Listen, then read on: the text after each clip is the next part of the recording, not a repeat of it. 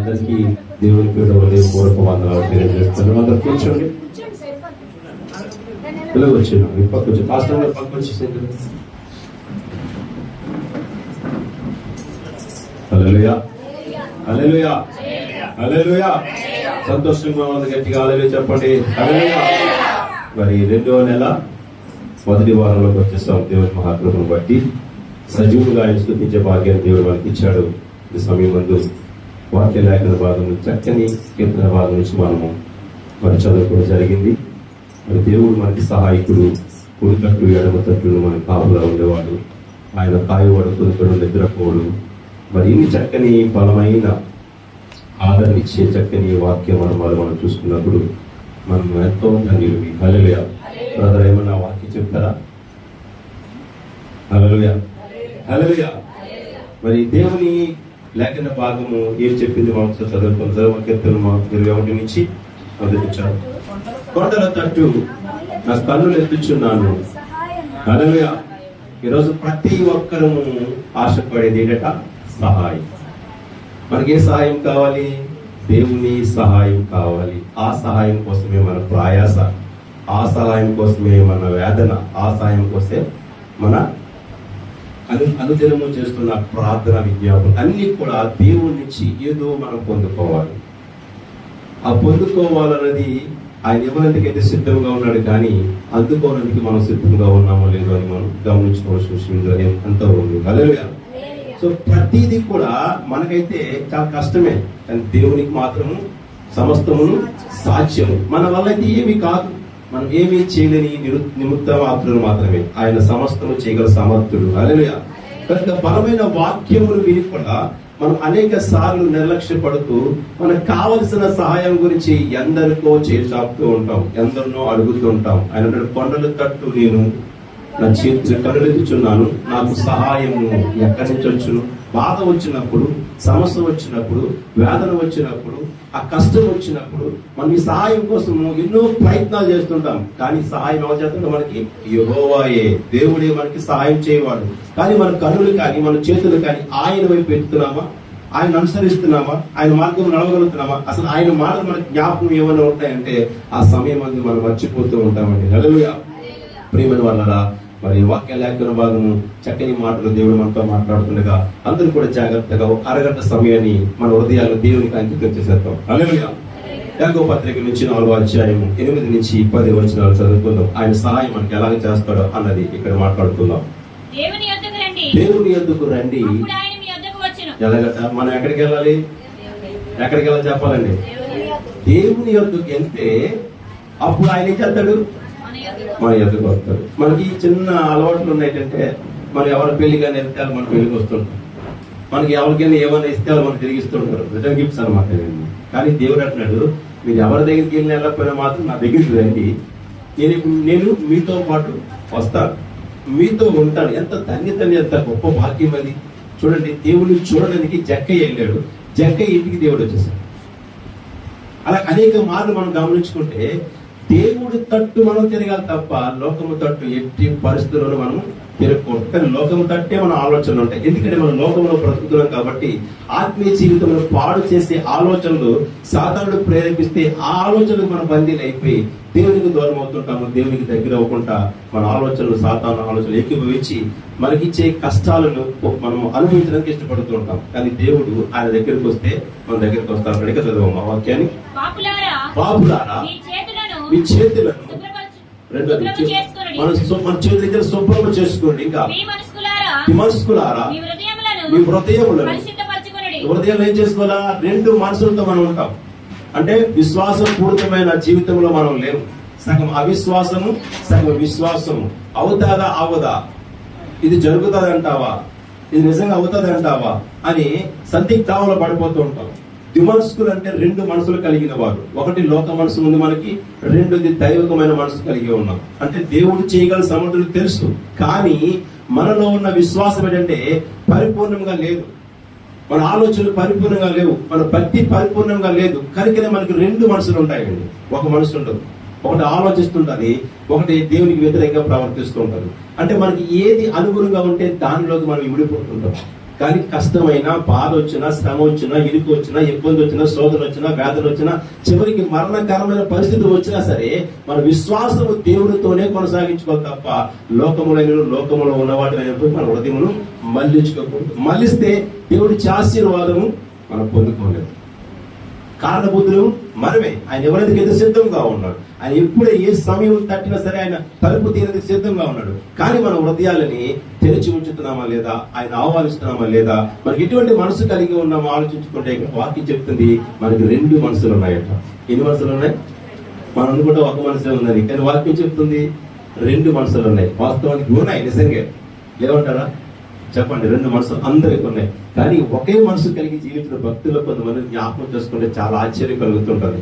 నేను చచ్చిపోయినా పర్వాలేదు కానీ ఈ విగ్రహానికి సాష్టాంగ నమస్కారం చేయను అన్నారు. సద్రకు, మేషకు, అభిజ్ఞులు ఒకే మనసు కలిగి ఉన్నారు. దేవుని మీద పరిపూర్ణమైన ఆధారపడి ఉన్నారు. అంటే నాకు ఏం చేసినా పర్వాలేదు, దేవుడే చేయగల సమర్థుడు. మేము ఏమైనా పర్వాలేదు, నష్టం కలిగినా, మాకేమైనా పర్వాలేదు, మేము దేవునితోనే జీవిస్తాం. అటువంటి మనసు కలిగిన వాడు యోబు గారు ఉన్నారు. అటువంటి మనసు కలిగిన వాడు దానియేలు గారు ఉన్నారు. హల్లెలూయా. ఇటువంటి భక్తుల గురించి విని కూడా మనకి ఎందుకు పరిపూర్ణమైన విశ్వాసం రావట్లేదు, పరిపూర్ణ నమ్మకం రావట్లేదంటే మనం ఎప్పుడు కూడా మనుషుల మీద ఆధారపడి జీవిస్తుంటామండి. హల్లెలూయా. మన కష్టం మీద ఆధారపడి జీవిస్తుంటాం. మనం పని చేసుకుంటాం, కష్టపడుతున్నాం కాబట్టి మన జీవన పద్ధతి గడుతుంది కాబట్టి అది చేస్తేనే మన బ్రతుకులు నడుస్తాయి అనుకుంటాం. కానీ పొరపాటున దేవుని వాక్యం ఏం చెప్తూ చదువుతుంటాను. యోహాను సువార్త 10వ అధ్యాయము 7వ వచనం ఒకసారి చదవమ్మా. యోహాను సువార్త 10వ అధ్యాయము 7వ వచనం. నా యందు మీరును ఆయన యందు మనం ఉండాలట, మన యందు ఆయన మాటలు జ్ఞాపకం ఉండాలి. ఉంటాయంటారా మనకి? చెప్పండి. ఆయన మాట మనకు జ్ఞాపకం ఉంటాయా? వింటాం. ఈ ఆదివారం వింటాం, మళ్ళీ వచ్చే ఆదివారం ఏ వాక్య సందేశం జరిగిందంటే ఎవరికి గుర్తుండదు, మర్చిపోతాం. అంటే ఆయన వాక్యం మనలో లేదు. ఆయన వాక్యం మనలో ఉంటే మనం చేసే ప్రతి పని కూడా మనకు జ్ఞాపకం ఉంటుంది. దేవుడు వాక్యం సెలవిస్తుంది. ఆయన వాక్యాన్ని మన హృదయంలో భద్రపరచుకోమని. మనం చదివిన ఆయన వాక్యాన్ని గోడలకు పరిమితం చేస్తున్నాము, లేదా ఆ విశ్రాంతి ధర్మకు పరిమితం చేస్తున్నాం, కానీ వాక్యాన్ని హృదయంలో ఉంచుకోలేకపోతున్నాం. నా యందు మీరును మీ యందు నా మాటలు నిలిచినేలా ఏది కావాలో అడగలుగుతున్నాడు. హల్లెలూయా. మనకి ఏది కావాలి, సో అడిగే ముందు మనం ఏం చేయాలి? ఆయన దగ్గరికి వెళ్ళాలి. మన కార్యాలు జరగాలి అంటే మన పరిపూర్ణ విశ్వాసం కావాలి, నమ్మకం కావాలి, ఆయన మీద ఆధారపడి జీవించాలి. లోకములో దేనినైనా మనం పెంచేసుకుంటే, దేని మీద ఆధారపడితే ఆయన మాత్రం ఎట్టి పరిస్థితుల్లో మనకు సహాయం చేయడానికి ఇష్టపడడు. హల్లెలూయా. ఏమండి? అంతేనంటారు కదంటారా? ఒక భార్య భర్తను నమ్ముకొని జీవించుకుని ఆ భార్య కోసం ఎన్నో శ్రమలు పడుతుంటాడు భర్త. తనకు కావలసిన ప్రతి వస్తువును సమకూరుస్తున్న భర్త. ఎందుకని? తన మీద ఆధారపడి బ్రతుకుతుంది అని. ఒకవేళ భార్య కన్నా నువ్వు ఎలాగపోయినా పర్లేదు, నా బతుకు నేను బ్రతకగలను అనుకోండి, రేపు పొద్దు నుంచి ఏమీ తేడా. ఎందుకంటే నీ బతుకు బతుకున్నావు కదా, నేను ఎందుకు? నువ్వు ఆమె పూర్తిగా డిపెండ్ అయ్యి లేవు. ఈ రోజు మనం ఆయన మీద పూర్తిగా డిపెండ్ అయి ఉండాలి. మన నమ్మకం, మన శ్వాస, మన జీవం సమస్తం ఆయన అయి ఉండాలి. అప్పుడే ఆయన మనం కలుగు చేసుకుంటాడు మనల్ని. హల్లెలూయా.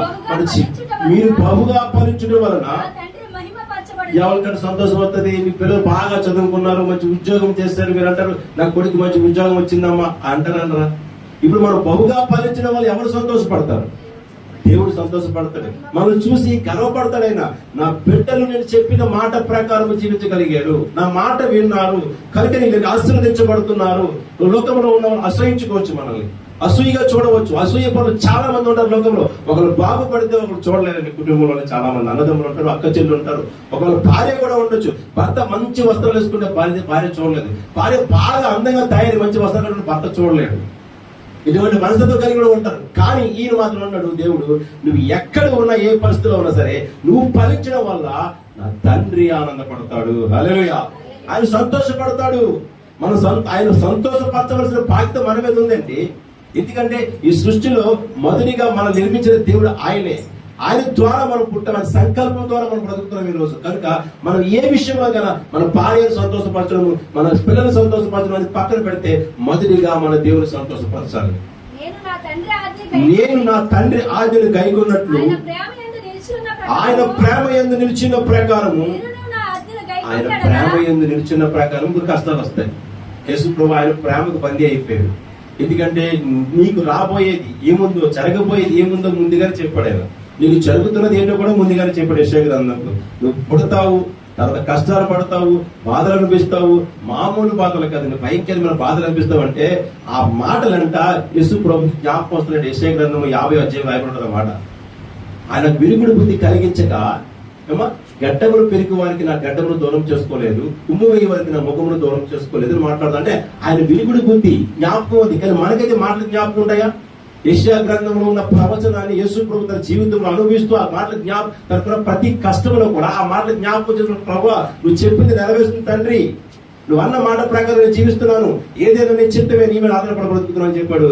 తిరిగి ప్రోత్సాహం లేచిన మన లెక్కలు ప్రభు యెహోవా నా చెవికి వినుబుద్ధి పుట్టింపగా నేను ఆయన మీద తిరుగుబాటు చేయలేదు. ఎందుకు నన్ను కొడుతున్నారయ్యా మీరు, ఎందుకు తిడుతున్నారు, నాలో నేరం ఏంటని ఏ రోజున ప్రభు ప్రశ్నించాడా?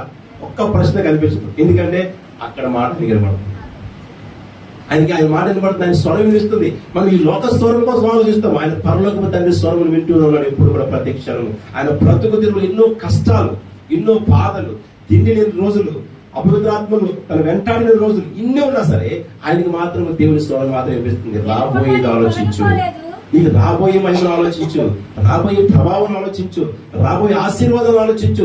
తాత్కాలికంగా ఈ రోజు నీకు శ్రమలు ఉన్నాయని ఒకవేళ తొట్టిల్లిపోయినా నీ పాదము తొట్టిలో అంటే మనం పడిపోం, మనం జారి పడిపోతున్న ఆయన కాపలా కాకుండా వాక్యం ద్వారా మనకి హల్లెలూయా. ప్రియమైన వాళ్ళారా, వాక్యము బలమైనదే, కానీ మనము మాత్రం బలహీనము. అసలు మనుషులకు అసాధ్యము, కానీ దేవునికి సమస్తము సాధ్యము. కుట్టు వారికి నా వీపు అప్పగించితిని, వెంట్రుకలు పెరుగు వారికి నా చెంపలు అప్పగించితిని, ఉమ్మి వేయి వారికి అవమానపరచు వారికి. మనం ఏం చేద్దాం? అసలు ఆలోచించండి, ఒక ఆశీర్వాదం వెనకాల ఎన్ని కష్టాలు ఉన్నాయండి, ఆలోచించాలి ఒకసారి. సో ఆయన వివాహం చేసుకోలేని కారణం ఆయన పిల్లలు మనమే, ఓకేనా? ఆయన సంతోషం అనుభవించలేదు కారణం మనం సంతోషపరచనందుకు. ఆయన ఆకలితో ఉన్నాడు కారణం మన కడుపు నింపనందుకు. ఏమా ఆయన మరణించిన సిద్ధంగా ఉన్నాడు కారణం మన పరలోకానికి తీసుకెళ్ళినందుకు. ఎంత త్యాగం చేసిన యేసయ్యను మనం ఎలా సంతోషపరుస్తున్నామండి? ఆలోచించుకొని ఎప్పుడు మన కోసమే బ్రతుకుతాం, మన తిండి, మన బట్ట, మన యాత్ర తప్ప నేను దేవుడి కోసం బ్రతకగలుగుతాను ఏ రోజైనా ఆలోచించుకున్నామా? నేను దేవుడి కోసం బ్రతుకుతున్నానని ఒక్కసారి ఆలోచించుకోండి. దేవుడి కోసం బ్రతికితే మీరు ఒక ఆత్మను రక్షించండి. నరకానికి వెళ్ళిపోతాను ఆత్మను పాపలు చాలా మంది కనిపిస్తూ ఉండొచ్చు, వాళ్ళు మంచి మార్గంలో తీసేయండి, వాళ్ళకి మంచి బోధ చేయండి, యేసుప్రభువు చేసిన బోధలు చేయండి, సహాయం చేతనైతే సహాయం చేయండి. ఒకవేళ మీ వల్ల కాకపోతే మేము ఉన్నాం, మా ద్వారా ఏమైనా సహాయం చేస్తాం, చెయ్యండి ఒక మంచి మార్గాన్ని. ఆయన సంతోషపడతాడు. ఎందుకంటే ఒక ఆత్మ చెడిపోతే మన ఇంటి పక్కలు ఒకవేళ బాగా సంపాదించుకున్నారు, అతను చెడిపోయాడు అనుకోండి, పర్వాలేదు మనకెందుకు అనుకోండి, కానీ ఒక ఆత్మ నశించిపోతే మాత్రం ఆయన చాలా బాధపడుతుంటాడు. సో మన ఆత్మకి ఎంత విలువ ఉందో అసలు ఆలోచించండి. ఈ ప్రాణం ఉన్నంత వరకే ఇది. ఒకవేళ మన దేహం విడిచిపోతే మనం ఏమి చేయగలం.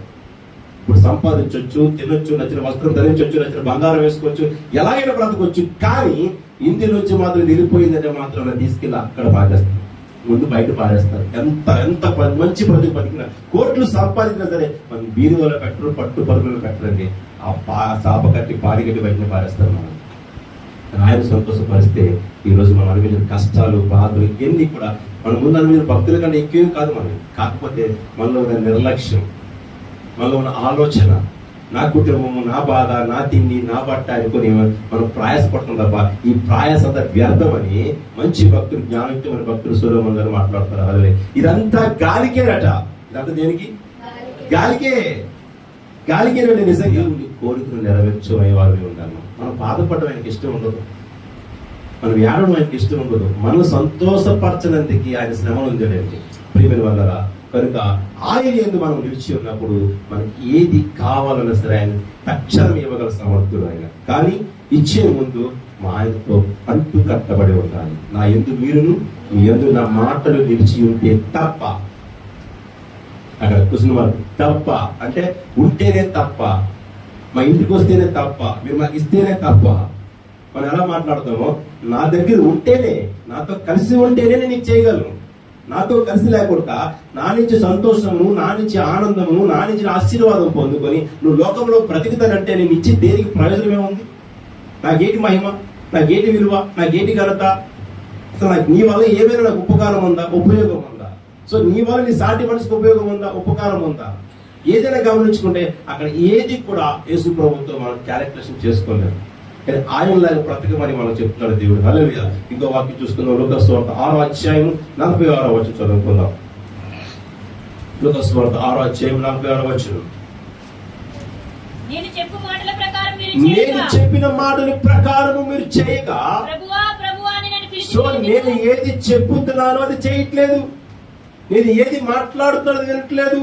కానీ మీ అవసరతల కోసము, అక్కర్ల కోసము, కష్టాల కోసము, భోగభాగ్యాల కోసము, సుఖాల కోసము, ఆనందం కోసము ప్రతి విషయంలో నన్ను పిలుస్తున్నారు,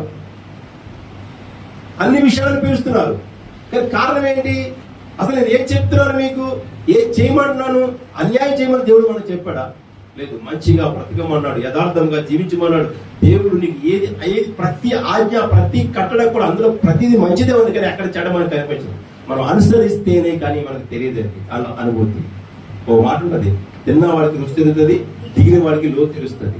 దిగేది కాబట్టి ఆ యొక్క జీవ ఆహారం నేను భుజిస్తున్నాను కాబట్టి దాని విలువ నాకు తెలుసు. అందుకని కొన్ని సందర్భాలు మాట్లాడడం కన్నీరు వస్తుంది నాకు. ఎందుకంటే ఆ అనుభూతి వేరే, ఆనందం వేరే, ఆ సంతోషం వేరే, ఆత్మలోంచి పుట్టుకొస్తా ఆనందం. అటువంటి ఆనంద భరితమే మనం ఉండాలని కోరిక. ప్రియమైన వాళ్ళరా, ఇంకో మాట సెలవిస్తున్నాడు దేవుడు. అంటే ఆ కీర్తన గ్రంథం 55వ అధ్యాయము 22వ వచనం ఒకసారి మనం చదువుకుందాం.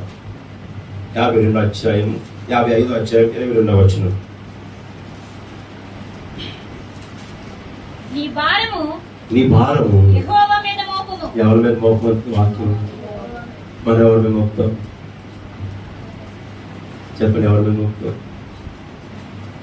ఎవరి మీద మోపుతాం చెప్పండి. పరిపూర్ణమైన భక్తిలో మనం దేవుడు పోషించడా? మరి ఇంకా ఎందుకు వాక్యానికి విరుద్ధంగా జీవిస్తాం మనం? ఇంకా ఎందుకు వాక్యానికి విరుద్ధంగా జీవిస్తాం? అసలు మన భారాన్ని ఎప్పుడైనా దేవుడి మీద పెట్టామా? నా భారం నీ మీద పెడుతున్నానయ్యా, నా బ్రతుకంతా నీది, నన్ను ఎలాగ మలుచుకుంటావు అలాగే మలుచుకోగలుగుతున్నామా? అల్లాయిపోతున్నాం. దీనికి ఒక చిన్న ఉపమానం చెప్తాను మీకు. ఒక మంచి శిల్పి ఉన్నాడు, మంచి శిల్పి. ఆ శిల్పికి ఒక రోజు ఒక రాయి దొరికిందట. రాయి దొరికినప్పుడు ఆ శిల్పి ఆ రాయి దగ్గరికి మాట్లాడుతాడట. రాయా నేను ఒక మాట చెప్తాను, వింటావా అని అడిగాడట. చెప్పండి. ఏ మాట అంటే, నేనేమి లేదు, మంచి ఒక బొమ్మగా తయారు చేయాలనుకుంటున్నాను. మరి తయారు చేయడానికి నువ్వు నా దగ్గర ఉండాలి. నేను చుట్టుతోను శానాలతోను కొడుతూ ఉంటాను, ఆ బాధ భరించాలి. ఇవన్నీ భరించగలిగినప్పుడు నీకు ఒక చక్కని రూపం వస్తుంది, అప్పుడు నీకు విలువ పెరుగుతుంది అని చెప్పాడట. నీకు నమస్కారం బాబు, కొట్టొద్దు, చెప్పొద్దు, నేను అసలు అవసరం లేదని చెప్పిందట రాయి. అనగాని రాయిని తీసి పక్కన పారేశాడట. పారేసి ఇంకో రాయి దగ్గరికి అడిగాడట. రాయా నేను ఒక మంచి శిల్పంగా తయారు చేయాలనుకుంటున్నాను, నువ్వు ఒప్పుకుంటావంటే నీ ఇష్టం అని చెప్పిందట. ఏమన్నట? నీ ఇష్టము. అంటే వెంటనే ఆ రాయిని తీసుకొచ్చి ఆ శిల్పం కూర్చొని దాన్ని ఏమి చేయాలో అని ఇచ్చిన ఆలోచన ప్రకారంగా అటువంటి చక్కని శిల్పాన్ని తయారు చేశాడు. తయారు చేసిన తర్వాత ఆ శిల్పం చాలా అందంగా ఉంది. ఈ అందంగా ఉన్న శిల్పాన్ని చూసి ఈ శిల్పి మురిసిపోతున్నాడు. చాలా అందంగా ఉంది శిల్పం కనుక ఇది ఎక్కడ పెడితే బాగుంటుందని ఆలోచించి అందరికీ కనిపించేలా పెడితే బాగుంటుంది. ప్రతి ఒక్క నేత్రాలు ఆ శిల్పం మీద పడతాయి, ఆ శిల్పికి పేరు వస్తుంది, ఆ శిల్పానికి పేరు వస్తుంది చెప్పి అందమైన ప్రదేశంలో పెట్టాడు. ప్రతి ఒక్కరు కలుదొస్తే శిల్పం పడుతుంది. ఈ పారిసి రాయిని చూసారా, ఆ రాయిని తీసుకొచ్చి ఆ ముందు పెట్టాడట. ముందు వద్దన్న రాయిని తీసుకొచ్చి ఆ శిల్పం ముందు పెట్టాడట. వచ్చిన ప్రతి ఒక్కరు కూడా ఆ రాయి మీద నుంచొని శిల్పాన్ని చూస్తున్నారు. ఈ శిల్పం కింద నుంచి ఏడుస్తుందట. నన్ను పిలిచినప్పుడు నేను ఒప్పుకుని ఉంటే ఎంత బాగున్నావు, నన్ను రమ్మన్నప్పుడు ఆ బాధ భరిస్తే ఎంత బాగున్నావు. ఏది నన్ను కాళ్ళ కింద వేసి తొక్కేస్తున్నారు. శిల్పి చేతిలో పడ్డదానికి అందరూ కూడా ఆనందపడుతున్నారు. దేవుడి చేతిలో పడితేనే కానీ మనం ఆనందపడలేమండి. దేవుడి చేతిలో పడితేనే కానీ మనం ఆశీర్వదించబడ్డాం. అందుకని యోగు భక్తుడు అంటున్నాడు, శోధించే పనిలో నేను సువర్ణముగా మారుతాను, రెండింతల ఆశీర్వాదాన్ని పొందుతున్నాడు. ఇలా అలాగే శ్రమలు లేకుండా క్రైస్తవ్యం ఉండదు. శ్రమలు లేకుండా క్రైస్తవ జీవితమే లేదండి. శ్రమలు కావాలి మనిషికి. శ్రమలు లేకపోతే దేవుడు మనకు చాలా దూరంగా ఉంటాడు. శ్రమలు ఉన్నప్పుడే దేవుడు మనకు దగ్గర అవుతుంటాడు. హల్లెలూయా. లోకంలో శ్రమలు ఉన్నప్పుడు అందరూ దూరం అయిపోతుంటారు, శ్రమలు లేనప్పుడు దగ్గర అవుతూ ఉంటారండి. ఆనందం కావాలి, సంతోషం కావాలి. బాధ చెప్పండి అనుభవిస్తారా, వింటారా, సాయం ఎందులో సాయం చేయగలరు? కానీ ఆయన చిరకాలము కూడా మనతో ఉండడానికి ఇష్టపడుతున్నాడు. అలాగే ఎక్కడ విడిచిపెట్టేవాడు కదా, ఆయన మనం తీసుకొని ఆయన రాజ్యానికి వెళ్ళి మనల్ని చూసి ఆయన చూసి మనం సంతోషపడాలి కోరికలో ఉన్నాడు ఆయన. హల్లెలూయా. ప్రియమైన వాళ్ళ అటువంటి కోరిక కలిగిన దేవుడు మాట్లాడతాడు, నీ భారము యెహోవా మీద పెట్టుము. ఉదయం లేచిన కాంచి సాయంకాలం వరకు మనకి యాతనే. ఏ రోజైనా మన భారాన్ని దేవుడి మీద పెట్టామా? చెప్పండి, పెట్టలేదు. ఇంకో మాట సామెతల గ్రంథం 16వ అధ్యాయము 3వ వచనం. ఇది నీ భారం అంటే కష్టము, శోధన, వేదన, ఆరోగ్యము, అనారోగ్యము, ఇవన్నీ కూడా మన బాధలు. ఇది ఆయన మీద పెట్టాలి. రెండో చూడండి, 16వ అధ్యాయము సామెతల గ్రంథము 3వ వచనం చదువుకుందాం. ఇప్పుడు ఏంటంట, ఒకటి మన భారము, రెండోది పనుల భారం.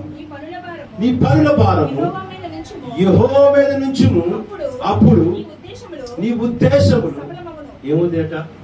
పనుల భారం ఎవరి మీద పెట్టాలి? దేవుడి మీద పెట్టాలి. ఒక భక్తుడు ఉన్నాడు.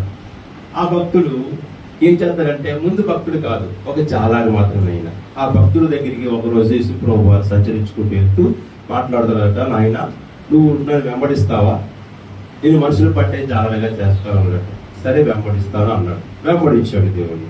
కొన్ని దినములు అయిన తర్వాత ఈయన ఒక అర్ధరాత్రి కాల సమయం ముందు ఈ జాలాన్ని అందరూ చేపల వేటకి వెళ్తారు. చేపల వేటకి వెళ్ళి రాత్రి అంతా కష్టపడి అలసిపోయిన పాపం. ఈ ప్రదేశం చూసిన ఒక్క చేప అయినా పడట్లేదు.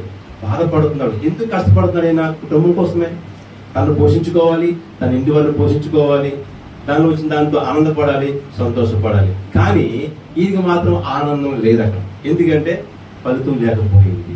బాధ అనిపించింది. ఎంత కష్టపడ్డాను, శ్రమ పడ్డాను, అలసిపోయాను, ఒక్కరు కూడా ఒక్క చేప అయినా నాకు పడలేదని ముఖము చిరాక పెట్టుకొని బాధతో తన ఒంటికి వచ్చేసాడు. వచ్చిన అదే సమయానికి యేసు ప్రభువు వచ్చి అన్నాడట, పేతురు నీ వాడలో నీ నావలను కూర్చోబెడతావా అన్నాడట. కొద్దిగా లోపలికి తీసుకెళ్తావా అన్నట. ఆ సమయంలో ఎవరైనా ఏం చెప్తారు? ఇప్పుడు వరకు బాగా మీరు ఒక 100 బిందెలు నీరు మోసిన తర్వాత ఈ 101 బిందె తండ్రి అంటే ఏమన్నారట, నేను బాగా అలసిపోయింది, పక్కన తీసుకెళ్ళండి అంటాం. అలాగే అంటాం, నేను బాగా కష్టపడిపోయాను, అసలు నడువు లెగట్లేదమ్మా, కాలు నొప్పులు వచ్చేస్తున్నాయి, ఇది ఎవరికైనా చెప్పండి పాస్టర్ గారు అంటాం. కానీ పేతురు వెంటనే దేవుడు మాట వినగట విని, ప్రభు అలాగే నువ్వు చెప్పడే చేస్తాను. ఎక్కడికి వెళ్దామంటే నువ్వు ఏ ప్రదేశంలో సంచరించావో అదే ప్రదేశం మనం తిరుగుతాం పదా అన్నగట. ప్రభు నేను రాత్రంతా చాలా కష్టపడ్డానయ్యా, తెల్లవారు 4 గంటల వరకు. ఈ రోజు అంటే లాంచీలు, ఈ బోట్లు ఇవన్నీ కూడా మోటార్తో ఉన్నాయి. ఆ రోజంతా చేతులతోనే కష్టపడేవారు. ఇప్పుడు చాలా మంది చాలా చూస్తుంటాం, చేతులతో కప్పరేసుకుంటూ వెళ్తారు. ఎంత కష్టం తెలుసండి, ఎదురే తిరుగుతారు. ఆ వచ్చే కెరటానికి మనం తట్టుకోలేక బాప్తిజంలో పడిపోయేవారు. ఒక ఆవిడైతే కిందకి లాగేస్తుంటే వెంటనే పట్టుకొని గట్టిగా పట్టుకొని బిగించుకుంటే ఆ బతికింది. ఆ రోజు లేచింది అనమాట. అందుకే బాప్తిజాలు భయపడిపోయి అక్కడి నుంచి మన ఇక్కడ తీసుకెళ్ళిపోయాం అంగబడి ప్రాంతానికి.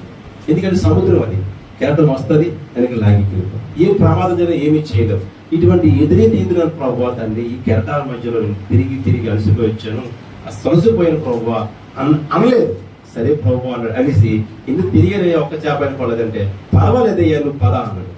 వెళ్ళిపోయాడు. వెళ్ళిన తర్వాత ఎక్కడ వేసావు అలా, ఈ ప్రదేశంలో ఇక్కడ వేసావు, అయితే ఇప్పుడు వేసాడు. వేసిన తర్వాత ఏమైంది, లాగలేకపోతున్నాడట. ఏసీ మొత్తం వాళ్ళు ఆగుతుంటే వస్తుంది మెల్లిగా. నీటిలో ఉన్న ఎంత బరువైనా సరే తేలిగ్గా వస్తుంది. ఎంత బరువైనా సరే నీటిలో ఉన్నది తేలిగ్గా వస్తుంది. కొంత సమయానికి దగ్గర అయినప్పుడు మనమే ఒత్తిడిగా పరుగులు లేపలేని పరిస్థితి అయిపోతుంది. వెంటనే ఈ లాగి దగ్గరకు వచ్చింది, లాగలేకపోతున్నాడు. ఇప్పుడు పక్కన వాళ్ళందరికీ సైకిల్ చేస్తారట, మీరు రండి కొద్దిగా నాకు సహాయం చేయండి, ఆ చేపలని తీసి మన పడవలో వేసుకుందాం అనగానే వెంటనే వాళ్ళందరూ కూడా ఇదిట సహాయం చేస్తారు. విస్తారమైన చేపలు పడ్డాయి. అక్కడ ఎన్ని పడ్డాయమ్మా? విస్తారమైన చేపలు పడ్డాయి. ఎన్ని చేపలట? విస్తారమైన చేపలు నిండిపోయి, తోలు నిండిపోయి పక్క వర్గంలో కూడా వేసేసాడు. ఇన్ని నిండిపోయిన తర్వాత ఒడ్డుకు వచ్చిన తర్వాత ఆలోచిస్తాడట. ఈసారి ఆలోచించాను ఒక్కసారి. మనం ఆలోచిస్తామా? ఆయన ఒక మాట మనతో మాట్లాడుతుంది, పేతురుతో, ఈ మనుషులు పట్టే చాలా చేస్తాను, చేపల కొంచెం చచ్చిపోతున్నాను. నేను ఆలోచించాడట, నేను అక్కడికి వెళ్ళాను, నేను అదే పాటలో వేసాను, నేను ఆ సముద్రంలో వడవేశాను, కానీ ఒక్క చేప అయినా పడలేదు. కానీ నేను ఎక్కడున్నాను? ఇప్పుడు ఎక్కడున్నాను? యేసయ్య నా నావలో ఉన్నాను. కనుక ఇప్పుడు ఇన్ని చేపలు పడడానికి కారణం ఎవరు? ఇంత ఆశీర్వాదానికి కారణం ఎవరు? దేవుడే కదా, యేసే కదా. కానీ ఈ చేపలు నాకెందుకు? ఇవి నాకు అనవసరం. అందుకని ఆటలు విడిచిపెట్టి వెంటనే యేసుని వెంబడించాడు. హల్లెలూయా.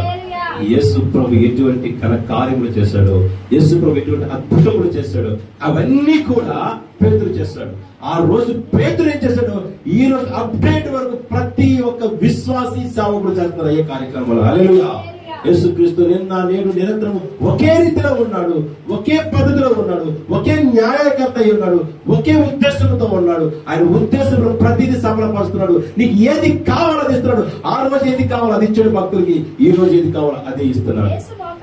యేసు మోకాలు ఎదుట సాగిలపడి, ప్రభువా నన్ను విడిచి, ఎవరంట ఇప్పుడు తెలిసింది ఎందుకు మనం ఆలోచన చేయట్లేదు, ఎందుకు నష్టపోతున్నాము, వ్యాపారంలో నష్టపోతున్నాము, అనేకమైన పెట్టుబడులు పెడుతున్నాము, నష్టపోతున్నాము. కారణం ఏంటంటే మన వ్యాపారంలో యేసయ్య లేడు. యేసయ్య కంటే ఎక్కువ మన వ్యాపారంలో మన మనసు ఉంది. ఉద్యోగం చేస్తున్నాము, కష్టపడుతున్నాము, నెలకి 70,000 జీతం వచ్చింది. ఎందుకు నష్టపోతున్నాము? కారణం ఏంటి? 1 రూపాయి మిగలట్లేదు, యేసయ్య మాటలు జీవించట్లేదు. నీకు నష్టం కలుగుతుంది, ఎవరైనా ఆలోచించావా? ఎందుకు? నేను దేవుడికి చేయవలసిన పనులు చేయట్లేదేమో, దేవుడికి నచ్చిన బ్రతకట్లేదేమో, అందుకే నేను ఎంత సంపాదించను శైలి సంచులోకి వెళ్ళిపోతున్నాను. ఆలోచించగలుగుతున్నావా?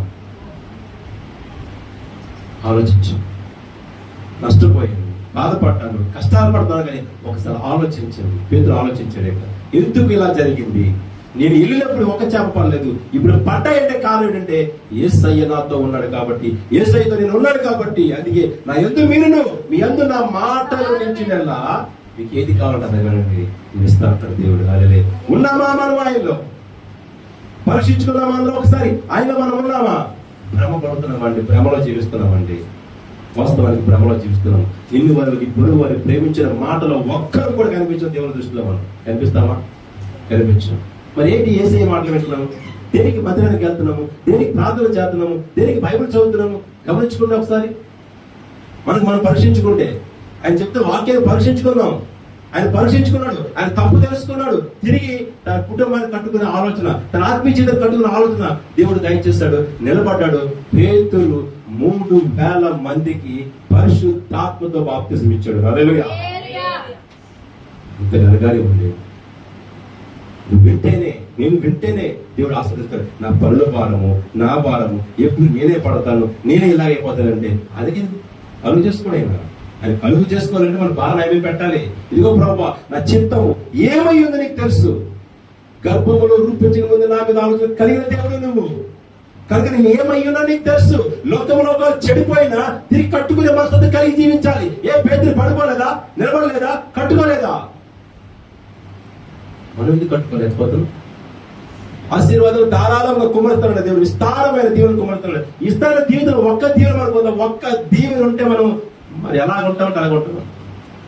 మనం ఎవడో పట్టుకోలేడు, దేవుడే పట్టుకోలేకపోతున్నాం. మనం ఒక్క దీవెన పరిపూర్ణంగా దేవుడు మనకి దేవుడు పట్టుకోలేడు. మనం ప్రియమైన వల్ల కష్టాలు, నష్టాలు, బాధలు, వ్యాధులు, సమస్యలు ఏదైనా సరే ఆయన మాకు చాలా టేక్ ఇట్ ఈజీ, మనకే కష్టం. హల్లెలూయా.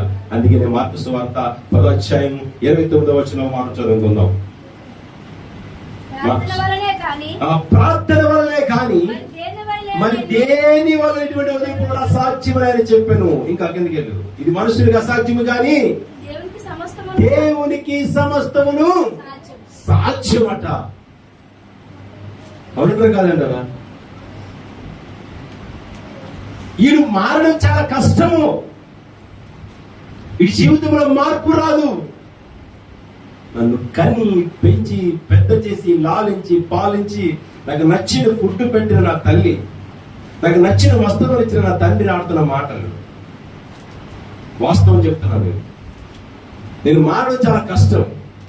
ఇది ఎందుకు పనికిరాడు కుటుంబానికి, కానీ వాడు భార్య పిల్లలతో లోకంలో ఎవడో అవసరం లేదు. దానికి అది దేవుడితో పని లేదు. దేవుడి గురించి ఇంచుమించు 9 గంటలకు కూర్చొని తెల్లవారు 4 గంటల వరకు వ్యతిరేకంగా మాట్లాడిన వాడి వ్యక్తిని నేను. మా తమ్ముడు, మా నాన్న ఆశ్చర్యపోయారు, అంతా వ్యతిరేకం అన్నమాట. నేను కష్టపడుతున్నప్పుడు దేవుడు ఎక్కడి నుంచి వచ్చాడండి? నేను సంపాదించిన దేవుడు ఎక్కడి నుంచి వచ్చాడు? ఇవన్నీ మాట్లాడుతుంటే లాస్ట్కి ఇసుకుపోయి నా మీద చిరాకు పడిపోయి ఇది ఎందుకు పనికిరాడు అంటే మా తమ్ముడు అంటాడు, ఎలాంటి వాడిని దేవుడు పట్టుకున్నాడు ఏదో రోజు అన్న. ఇదేమా ఈ రోజు దేవుడు దైవ నిజంగా ఆయన అన్న మాట కానీ దేవుడు వాస్తవం నెరవేర్చనమాట. నువ్వు వాళ్ళకి పనికి రాక నాకు పనికి వస్తావు. ఈ రోజు మనము ఎవ్వరికి పనికి రాకపోవచ్చు. కానీ దేవుడికి మాత్రం పనికొస్తుంది. హల్లెలూయా. ఈరోజు భార్య భర్తకి పనికి రాకపోవచ్చు కానీ దేవుడికి పనికి వస్తుంది. ఈరోజు భర్త భార్యకి పనికి రాకపోవచ్చు కానీ దేవుడికి పనికి వస్తుంది. పిల్లలు తల్లిదండ్రులు పనికి రాకపోవచ్చు కానీ దేవుడికి పనికి వస్తారు. విసిరి వేయబడ్డ పాత్రను దేవుడు తీసుకొస్తాడు. మూల నిలబెట్టి మూల స్తంభంగా చేస్తారు పనికొచ్చే పాత్రగా. ప్రియమైన వాళ్ళరా, నీవు నీ పనుల భారము దేవుని మీద పెట్టు. అలాగే ఇక బైబిల్ గ్రంథంలో అనేకమైన భక్తులు అంటే రోగులు కూడా మనం చూసుకున్నాము. మార్కు సువార్త 9వ అధ్యాయము 14వ వచనంలో ఒక వాక్యం ఉంది. ఒక వ్యక్తికి దెయ్యం పట్టి అనేక దినముల నుంచి పీడిస్తుంది. వాడు తరచుగా అగ్నిలోనూ నీటిలో పడిపోతున్నాడు. ఇది బాల్యం నుండి అంట. ఇప్పటి నుంచి బాల్యం నుంచి వచ్చిన రోగాన్ని ఏ డాక్టర్ వల్ల కాలేదు. కాకపోతే యేసయ్య అక్కడికి వెళ్ళగానే, యేసయ్య ఆ వ్యక్తిని చూడగానే అందులో ఉన్న దెయ్యం బయటకు వచ్చేసింది. హల్లెలూయా. బాల్యం నుంచి వాళ్ళ వల్ల అయిందా? మాంత్రికుల దగ్గరికి వెళ్ళొచ్చు, భూములు కట్టి ఉండొచ్చు, ఎన్నో విగ్రహాల పూజ చేసి ఉండొచ్చు, ఎన్నో మందులు వాడుండొచ్చు. ఎవరి వల్ల అయిందా? అవలేదు. ఆయన అన్నాడు, వాళ్ళ వల్ల కాదు, అది నా వల్ల మాత్రమే అవుతుంది. కానీ ఆయన వల్ల అవ్వాలి అంటే మనం ఏం చేయాలట? ఆయనతో మనం కలిసి ఉండాలి. హల్లెలూయా. ఆయనతో మనం కలిసి ఉండాలి. కలిసి ఉన్నప్పుడే, కలిసి జీవించినప్పుడే, కలిసి నడిచినప్పుడే, కలిసి బ్రతికినప్పుడే కష్టమైన, శ్రమైన, బాధైన, ఇరుకైన, ఇబ్బందులు, శోధనైనా సరే నువ్వు జయించగలిగే సమర్థత దేవుడు నీకు ఇస్తాడు. హల్లెలూయా. ఎవరి సింహాలయంలో ధాన్యాలు పట్టించినప్పుడు సింహాలను చూస్తే భయం వేస్తుంది. మనకు ఇప్పటికీ భయమే, అవునా కదా? ఒక సింహం మన ఈ మధ్య మన విశాఖపట్నం జూలో చూశారు కదా, ఒక ఎలుగుబంటి ఎవరో చంపేసింది ఒక వ్యక్తిని. రీసెంట్ గారు గత 2 సంవత్సరాల క్రితం ఢిల్లీ జూ పార్క్ లోని ఒక సింహం ఒక పూలో ఒక తినేసింది. ఇవన్నీ వింటున్న మాట. అటువంటివి ఆయన పూలలో బంధించి కొన్ని సింహాలు విడిచిపెట్టినప్పుడు ఆ సింహాలు చీల్చుకొని తినేయాలి దానియేలు. కానీ దానియేలు సింహాలకు భయపడలేదు, దేవుడికి భయపడ్డాడు. హల్లెలూయా. దేవుడు నా పక్షాన ఉండగా విరోధి ఏమీ చేయలేడు. దానియేలుకి దేవుడి మీద భారం కలిగి ఉన్నాడు. దానియేలు భారం అంతా దేవుడి మీద వేసాడు. దానియేలుకి దేవుడు తప్ప లోకంలో ఎవరూ లేరు. దానియేలు దేవుని తప్ప ఈ లోకంలో ఎవరిని ఆశ్రయించలేదు, ఆశపడలేదు. ఆయన ఒకడే అన్నాడు, నేను బ్రతికినా చచ్చినా పర్లేదు, నేను దేవుని పనిలో ఉన్నాను, దేవుడే నన్ను సంరక్షించేవాడు, దేవుడే కాపాడేవాడని ప్రార్థన చేసుకుంటే సింహాలు తోక ముడుచుకొని కూర్చున్నాయి అక్కడ. దానియేలు వెనకతో దేవుడు కనిపించాడు. చప్పట్లు కూడా దేవుడు మైపరచడం. దానియేలు సింహాలు చూసి భయపడలేదు, మనం భయపడతాం. కారణం ఏంటంటే మన భారాన్ని ఆయన మీద పెట్టమండి. అందుకే ఈ లోకానికి భయపడతాం, జబ్బుకు భయపడతాం, జ్వరానికి భయపడతాం, తెగులుకి భయపడతాం, సమస్యకి భయపడతాం. ప్రతి దానికి భయమైన బ్రతుకు మనం ఎందుకుందంటే మన భారాన్ని దేవుని మీద పెట్టకపోవడం. అంత భయంకరమైన సమస్య మన జీవితం ఎప్పుడు వచ్చింది? ఒక 10 కుక్కలు తీసుకొచ్చి తలిపేసి లోపల పరిస్థితి, మన పరిస్థితి ఏంటి చెప్పండి? ఏంటి? రీసెంట్ ఒక వీడియో చూశాను. ఒక చిన్న పిల్ల ఆడుకుంటే 3 కుక్కలు ఇష్టాసరంగా కలిసి చింపేస్తాను మన పెట్టిన పాస్టర్. భయం వేసి, నాకే భయం వేసింది. ఏంటి అంత మోకంగా ఆ కుక్కలు ఆచేస్తున్నాయి? సింహాలు ఇవి, కుక్కలు కాదు ఇవి.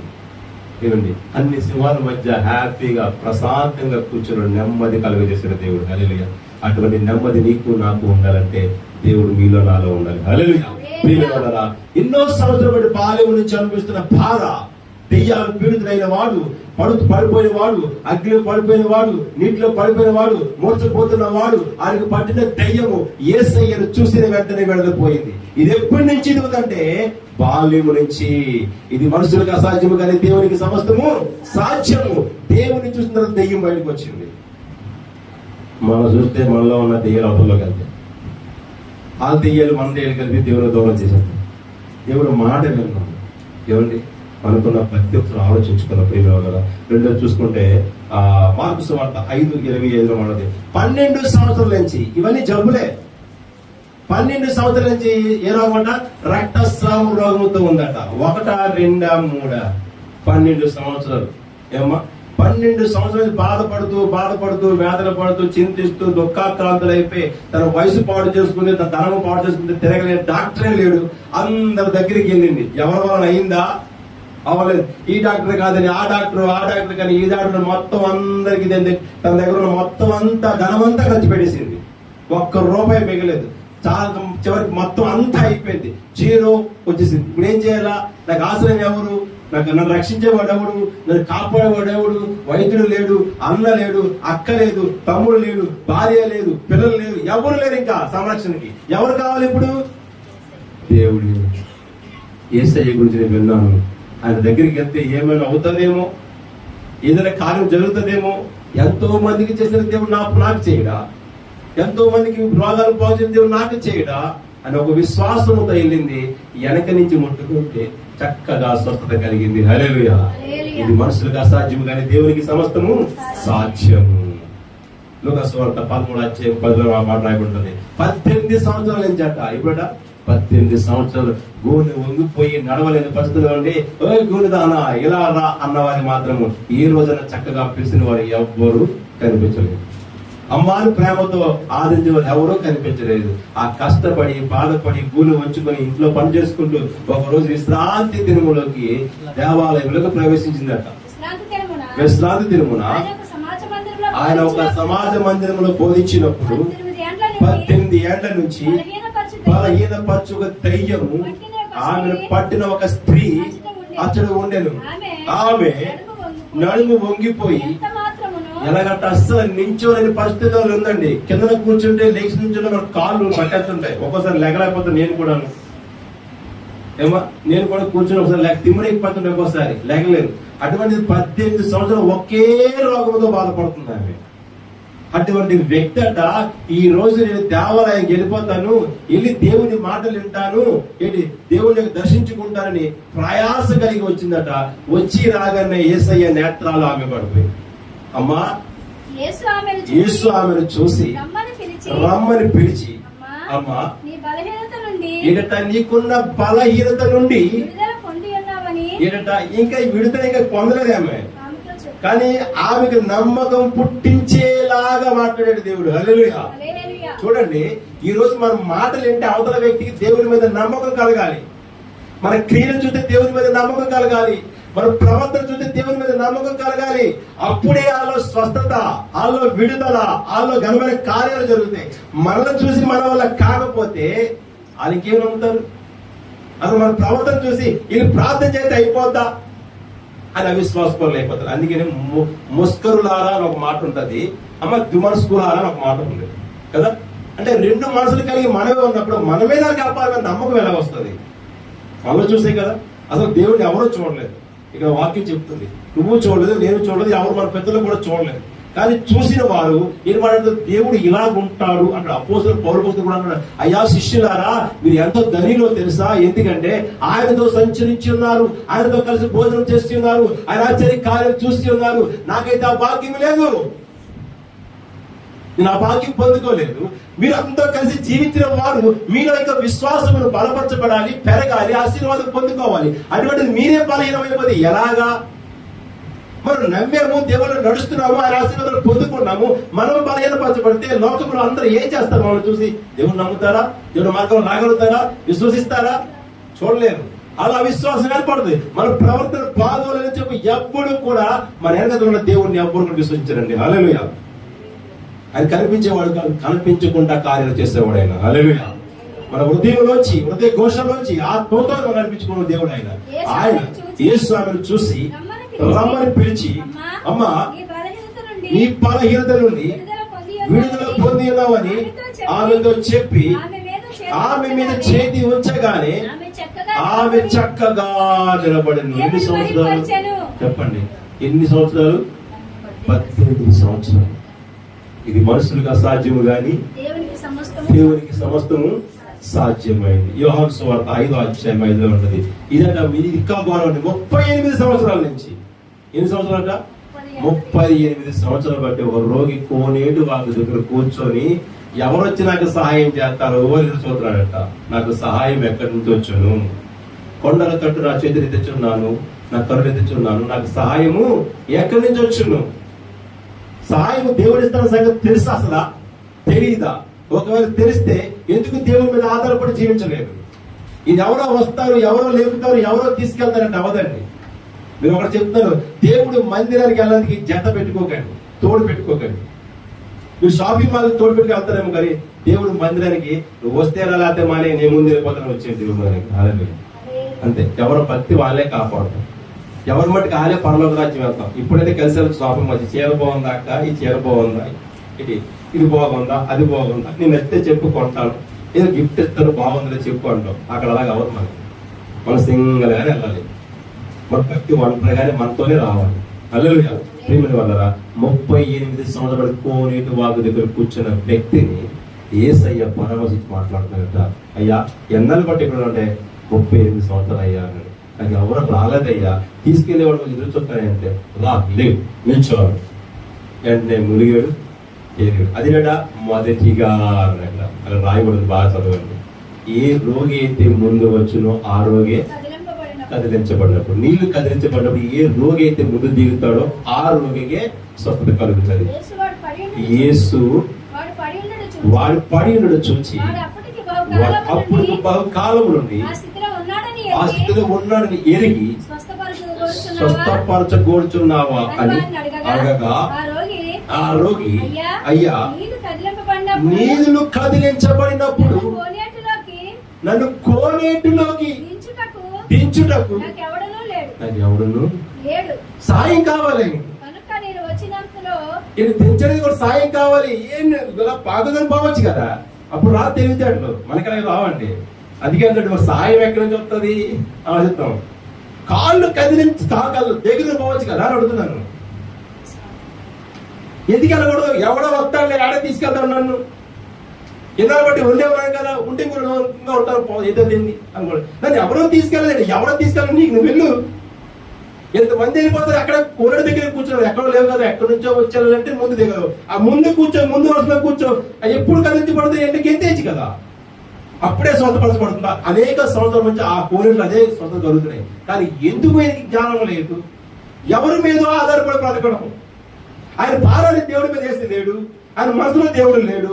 ఎవరో వచ్చి చేస్తారు, ఆ కోరిక దగ్గర కూర్చొని పిచ్చోళ్ళలాగా ఉన్నాను, ఎవడో రూపాయి పాప వేస్తాడు, అవి తీసుకుని బతికేస్తాడు కూడా తప్ప దేవుడి మీద ఆధారపడి బ్రతికితే ఈ భిక్షగాడి బ్రతుకులకు ఉండదు అనే ధైర్యం లేదు.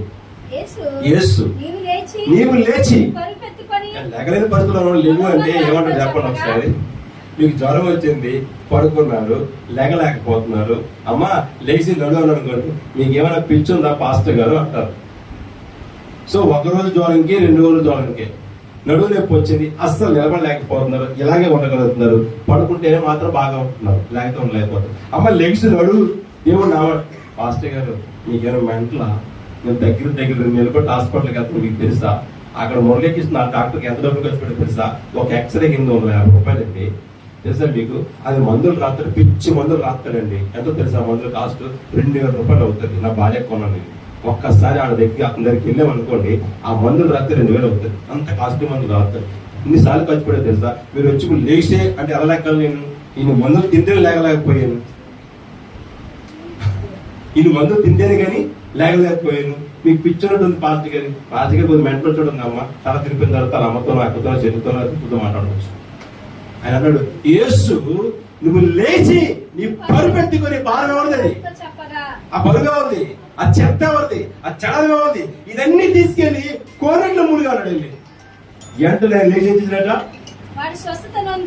ఎంటనే ఏమైంది? అసలు ఆ మాట చెప్పాడు ఎవడలేడు. ఇప్పుడు ఆ మాట చెప్పేవాడు ఎవడలేడు. నువ్వు లేచాడు అనుకో తినబడతావు అవసరం లేదండి. నువ్వు లేకపోతున్నావు, లేకపోతే చెప్తావా, తీసుకెళ్ళవచ్చు కదా అంటున్నాడు. ఇది అన్నాడు, నువ్వు లేగు, నీకు నువ్వుగా వెళ్ళగాలి, నీకు నువ్వు వెళ్ళాలి, పరలోక రాజ్యం వెళ్ళాలి. హల్లెలూయా. ఎవడు తీసుకెళ్ళదు నిన్ను, నీకు నువ్వే వెళ్ళాలి. మీ అమ్మ తీసుకెళ్దు, మీ నాన్న తీసుకెళ్దు, నీ భర్త తీసుకెళ్దు, నీ భార్య తీసుకెళ్దు. నీ ఆశీర్వాదాలు నీకే, నీ భక్తిని కాపాడుతుంది. నువ్వు భక్తి చేయకుండా ఎవరో ప్రార్థన చేస్తే అయిపోతే అని ఒక భ్రమ మాత్రమేది. కంచి అయితే వేశాడు కానీ దేవుడు కంచి వేశాడు. అమ్మ రక్షించుకోవాల్సింది ఎవరిని? మనమే. ప్రార్థన కంచి అయితే వేశాడు కానీ రక్షించుకోవాల్సిన వ్యక్తి ఎవరు? నేను ప్రార్థన చేసేసి కదా, ద్రవ్యాలు అర్పించాను కదా, పొట్టేలు బలి ఇచ్చాను కదా, ఇప్పుడు నేను ఎందుకు స్వస్థపరచబడను, ఈ వ్యాధి నాకేంటి, నేను ఎందుకు బయటికి రాలేను అని యోబు అనలేదండి. తన చిత్తానుసారంగా జీవించాడు, తన కంచి తను వేసుకున్నాడు, ప్రార్థన చేశాడు. భక్తిపోడే, కోటిస్తుడే, తూర్పు దేశానికే కోటిస్తుడు ఆయన. అటువంటి వ్యక్తి ప్రార్థన చేశారు కదా బాగున్నప్పుడు. ఇప్పుడు ఎలా నేను ప్రార్థన చేయలేను కదా, నేను తిరగలేను కదా, నడలేను కదా, కాదు, తన భక్తిని కాపాడుకున్నాడు. తన స్నేహితులు అవమానించినా, తన భార్య అవమానించినా దేవుని మీద ఒక నింద పడకుండా కాపుదల కాశాడు. ఏంటే మూర్ఖుల మాట్లాడుతున్నావు? దేవుడు ఇంతేనా? దేవుడు ఏమనుకుంటున్నావు? అని శిష్యులని, తన స్నేహితుల్ని, అలాగే భార్యని గద్దించాడు. భక్తి కాపాడుతున్నాడు. ఏమైనా 2 ఆశీర్వాదం పొందుతున్నాడు. మన భక్తి మనమే కాపాడుతున్నాం. లూకాసు వార్తలని 17 అధ్యాయం ఉంటుంది. దారిని వెళ్తున్నట్ట 2 స్నేహితులు వెళ్తున్నారు. ఒకరు ఎత్తపడతారు, ఒకరు ఎడవబడతారు. కారణం ఏంటి? ఈమె షాపింగ్ మాల్ తిరుగుతుంది, ఈమె చర్చికి వెళ్తుంది. ఇప్పుడు ఏం చేస్తే చర్చికి వెళ్ళేవాడు ఏం చేస్తుంది? యేసు పిలిచిన వెంటనే ఆయన వెళ్ళిపోతుంది. షాపింగ్ మాల్కి వెళ్తే సీఎంఆర్ కాకపోతే లక్కీకి వెళ్ళిపోతే ఏంటి ఇంకోటి ఎస్ఆర్ ఆర్కే ఇవన్నీ తీసుకెళ్ళి నరకాన్ని తీసుకెళ్ళాలి. ప్రియమైన వాళ్ళరా, మన భక్తి మనలే కాపాడుతుంది. మన విశ్వాసం ఉండాలి, దేవుని మీద నమ్మకం కలిగి ఉండాలి. ఇది మనుషులకు అసాధ్యము కానీ దేవునికి సమస్తము సాధ్యము. యోహాను సువార్త 11:21 మాట రాయబడినట్ట, ఇది అసలు ఇది లెగడమే చాలా కష్టం. చచ్చిపోయినాడు 4 రోజులు లెగుతాడండి. ఇది మానవ అసాధ్యము, లెగడం కష్టం అన్న వ్యక్తి దగ్గరికి వెళ్ళి వేసినట్టు లెగయ్యా, ఇంకెంత పడుకుంటావు లాజరు, లెగయ్యా అన్నాడు. ఈ పేత వస్త్రాలతో కట్టబడిన వాడు ఏం చేస్తాడంట, ఎన్ని తెప్పుకొని బయటకు వచ్చేసాడు. లోకం అంతా ఆశ్చర్యపోదండి. భారం ఎవరి మీద పట్టారట? దేవుడు మాట మీద. ఈ పనిలో భారం ఎవరి మీద పట్టారట? దేవుడి మీద పెట్టాలి. దేవుడి మీద ఎప్పుడైతే పెట్టగలుగుతామో అప్పుడే ఆశీర్వదించబడతాం. ప్రేమ వల్ల చివరిగా 10 మంది కుష్టి రోగులు, దీర్ఘకాలిక వ్యాధులు, షుగరు, బీపీ, కుష్టి వ్యాధి, టీవీ, ఇటువంటివన్నీ దీర్ఘకాలిక సమస్యలు. కిడ్నీస్ చూడండి, లెన్స్ ప్రాబ్లమ్స్, ఇవన్నీ కూడా దీర్ఘకాలం, అంటే త్వరగా పోయేవి కాదు. మన జీవితంతో పాటు మనం మరణించేంత వరకు వచ్చేవి. ఇప్పుడు మా చెల్లి అలాగే మా అక్క చనిపోయిన కారణం అదే. అక్క కిడ్నీ తీసుకొని చెల్లికి ఇచ్చింది. ఈ కిడ్నీ ఎప్పుడైతే ఆమెకి ఇచ్చేసిందో, దానం చేసిందో, ఒక కిడ్నీలతో ఈమె ఆరోగ్యం క్షీణించింది. ఈ ఒక కిడ్నీ పాడైపోయి ఈమె 2 కిడ్నీలు పాడైపోయి ఈ అమ్మ చనిపోయింది. నెలతో ఈ అమ్మ చనిపోయింది. దీర్ఘకాలిక వ్యాధులు, ఇటువంటి వ్యాధిగ్రస్తులు బైబిల్ గ్రంథంలో చాలా మంది మాకు కనిపిస్తుంటారు. ఏమో కుష్టి వ్యాధి బ్రతికినంతకాలం అలాగే ఉంటుంది, అది పోయేది కాదు.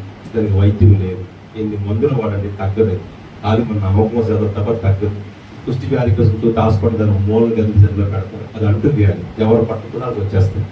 అది ఒక సపరేట్ కంచెం ఉంటుంది, ఒక గ్లాస్ ఉంటుంది, అది వేరే రూమ్ ఉంటుంది. వాళ్ళు దర్శించినప్పుడు వాళ్ళు దగ్గరికి ఎవరు మాట్లాడరు, దూరం నుంచే మాట్లాడరు. వాళ్ళ వస్త్రం కానీ వాళ్ళ వస్తువు కానీ ఎవరు ముట్టుకుంటే అది మనకు సోకేస్తుంది ఖచ్చితంగా. కనుక వాళ్ళు దూరంగా వస్తారు. డాక్టర్ వాళ్ళ దగ్గరికి వెళ్ళినప్పుడు ఫుల్ కార్డ్ అంటే సెక్యూరిటీ చేసుకుని వెళ్తున్నారు శరీరం అంతా, బాడీ కూడా. అటువంటి దీర్ఘకాలిక వ్యాధితో 10 మంది బాధపడుతుంటే ఏసేట చూసాడు. ఏంట్రా మీ సమస్య అంటే, ప్రభు ఆఖరి నుంచి అయ్యా అంటే, మీరు వెళ్ళి మీ యాజకులకు కనుపరుచుకొని మీరు ఏమొచ్చిన కానుక అక్కడ వేసి వచ్చాను అన్నాడు. ఎంతో దారిలో ఉన్నాడు. ఎంత గొప్ప మాట చెప్పిందంట. యాజకుల దగ్గర వెళ్ళమని చెప్పాడు కదా. ఎక్కడికి చెప్పాడు? యాజకులు ఎక్కడ ఉంటారు? ఎక్కడ ఉంటారు? అందుకే మందిరానికి వెళ్ళమని. మందిరం అంటే మనకు బతుకం, మందిరం అంటే బలహీనం. యాజకులు లేకపోయినా మందిరంలో దేవుడు ఖచ్చితంగా ఉంటాడు. మీరు ఈ దేవాలయానికి వెళ్ళి యాజకునికి కనుపరుచుకోండి. మీ పూర్వ స్థితిని, ఇప్పుడున్న ప్రజెంట్ స్థితిని గమనించుకోండి అని చెప్పాడు. వెంటనే వీళ్ళు వెళ్తున్నప్పుడు దారిలోనే చక్కని స్వస్థ వచ్చేసింది. వెంటనే ఈ శరీరం అంతా మారిపోయింది, రూపురేఖలు మారిపోయి చక్కని అందం వచ్చేసింది. వెంటనే అంత ఆశ్చర్యపోయి, ఎన్నాళ్ళ బట్టి నా పిల్లం కుష్ఠుడా అని తిడుతుంది. ముందు నా భార్య దగ్గరికి వెళ్తా, భార్య దగ్గర భయపడే, ఒక అమ్మ దగ్గరికి, ఒక నాన్న దగ్గరికి, ఒక అందరి దగ్గరికి పారిపోయారు. అందరూ కూడా వాళ్ళు కనుపరుచుకోవడానికి ఇప్పుడు మేము బాగా అయిపోయామని ఒకడు మాత్రం కృతజ్ఞత కలిగి, ఇలాగ నేను బాగా అవడానికి కారణం ఏంటి తెలుసా? చెప్పండి, ఎవరు? నా దేవుడు.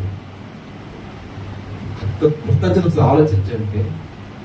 నిజంగా ఈ రోజు ఈ సరిహద్దులు కూర్చొని మనం ఎంత ధన్యత తెలుసండి. కృతజ్ఞత. ఎంతో మంది వచ్చినప్పుడు కోరమంట లేదు, రావడం ముగ్గురు చనిపోయారు. అందులో మనం లేదు. ఈ మందిరానికి వచ్చి ఈ దేహాన్ని, ఈ స్వరాన్ని, ఈ శరీరాన్ని దేవునికి అంకితం చేసుకోవడం, అది చేసిన పని ఆయన. అందులో ఎంత బాగుందంటే, నేను ఒకప్పుడు జీవితం వేరే, ఇప్పుడు జీవితం వేరే. ఒకప్పుడు నా బ్రతుకు వేరే, ఇప్పుడు బ్రతుకు వేరే. ఒకప్పుడు సమాజంలోకి వెలువైపడ్డాను, ఇప్పుడు సమాజంలోకి వెళ్ళేలాగా దేవుడు చేశాడు. ఒకప్పుడు అందరూ చీకొట్టారు, ఇప్పుడు అందరూ కావాలని కోరుకున్నారు. ఒకప్పుడు అందరూ ఎన్నో అన్నారు, ఇప్పుడు ఆయన అందరికీ అవసరం కదా, దేవుడికి అవసరం ఉంది. కాబట్టి నేను మొదటిగా నా దేవుడి దగ్గరికి వెళ్ళిపోతాను. నా అమ్మ దగ్గరికి కాదు, నా చెల్లి దగ్గరికి కాదు, నా అన్నదమ్ముల దగ్గరికి కాదు, నా తోపుడు దగ్గరికి కాదు, నా బిడ్డల దగ్గరికి కాదు, నా లోపల స్నేహితులు కాదు. నన్ను ఎవరైతే బాగు చేశారో, నాకు ఎవరైతే స్వస్థతను ఇచ్చారో, నాకు ఎవరైతే ఆయుష్ని ఇచ్చారో, నాకు ఎవరైతే ఆరోగ్యం ఇచ్చారో, ఎవరైతే మళ్ళీ తిరిగి నా జీవితాన్ని కట్టారో, ఆయన దగ్గరికి వెళ్ళి ప్రాధాన్యపడతానని పరిగెట్టి వచ్చేసాడు. అయ్యా వచ్చేసాను అయ్యా అన్నాడు. ఏమైందంటే, నేను వెళ్తున్నానయ్యా నువ్వు చెప్పిన మాట ప్రకారం యాజకుడిని కనపరుచుకుందామని. దారిలోనే నీ మహిమ కార్యములను ఆశ్చర్యపరిచింది. నా యాజకుడి కంటే గొప్పవాడివి నీవే. ఈ మాట విన్నాను కదా నేను, నువ్వు ఎల్లు అన్నావు, ఎల్లకుండా నీ మాట ప్రకారం వెనక్కి వచ్చేది తెలుసా? నువ్వు చేసిన ఆశ్చర్య కార్యమును నేను మొదటిగా నీకే చెప్పుకోవాలి. నేను బ్రతుకుతున్నానంటే ఈ ఆదివారం తెల్లవారుగానే విశ్రాంతి దేవుడు ముందుగా వెళ్ళిపోయిన దేవుని మందిరములో కన్నీరు విడిచి నేను ప్రార్థన చేసుకోవాలి. ఈ లోకాన్ని చూస్తున్నందుకు, కడుపు నిండా తింటున్నందుకు, కాళ్ళు చేతులు ఆడుతున్నందుకు, బ్రతికి సజీవంగా ఉన్నందుకు, సమాజంలో నేను ఒక్కడిని ఇంకా నా ఆధార్ కార్డులో నా పేరు దేవుడు ఉంచినందుకు, పౌరత్వం కలిగి ఉన్నందుకు, పరలోక రాజ్యం హక్కు సంపాదించుకోవడానికి నన్ను బ్రతికించావయ్యా అని కృతజ్ఞత భావం కలిగి వచ్చాడట. గొప్ప శబ్దముతో దేవునికి మహిమపరచుచు తిరిగి వచ్చి ఆయనకి కృతజ్ఞతాస్తుతులు చెల్లించి ఆయన పాదములైతే సాగిలపడి వాడు సమరయుడు. అందుకు యేసు 10 మంది ఉన్నారు కదా, వచ్చారు కదా, మిగతా వారేరమ్మా. ఎవరైనా రాకపోతే ఎవరైనా ఫోన్ చేస్తారు మీరు? ఈ మధ్యకాలం రోజా మీద దగ్గర ఎవరికో ఫోన్ చేసి అడిగారట, ఏ అమ్మ చర్చలో కనిపించట్లేదు, కారణం ఏంటండి? ఫోన్ చేస్తున్నారా? ఫోన్ ఉన్నాయా? మీ ఫోన్లు దేవుని పనిగా ఉపయోగిస్తున్నారా? ఒక విశ్వాసి దేవుని మందిరం ఆదివారం కనిపించలేదు అనుకోండి, వెంటనే ఇంటికి వెళ్ళి దేవుని పని. ఏమైంది? మీ ప్రాబ్లం ఏంటి? మీ సమస్య ఏంటి? ఎందుకు రాలేదు? డబ్బులు లేవా? ఏమైనా ముందు చెప్పొచ్చు కదా అని ఏదో మాట్లాడారా? ఆయన అన్నాడు, మిగతా వారు ఏరి భార్య దగ్గరికి, పిల్లల దగ్గరికి, స్నేహితుల దగ్గరికి, ఎక్కడికో పోయారు. వీడు ఎవడట? విశ్వాసం ఎవరికి? సమరయుడు అంటే దేవుని ఎరగిన వాడు. ఏమా వీళ్ళెవరు? మనమే. వీళ్ళెవరు? వీడు సమరయుడు అంటే ఉన్నవాళ్ళు ఎవరు చెప్పండి? క్రైస్తవుడు, దేవుడి మీద నమ్మకం కలిగిన వాడు, దేవుడి విశ్వాసం కలిగిన వాడు.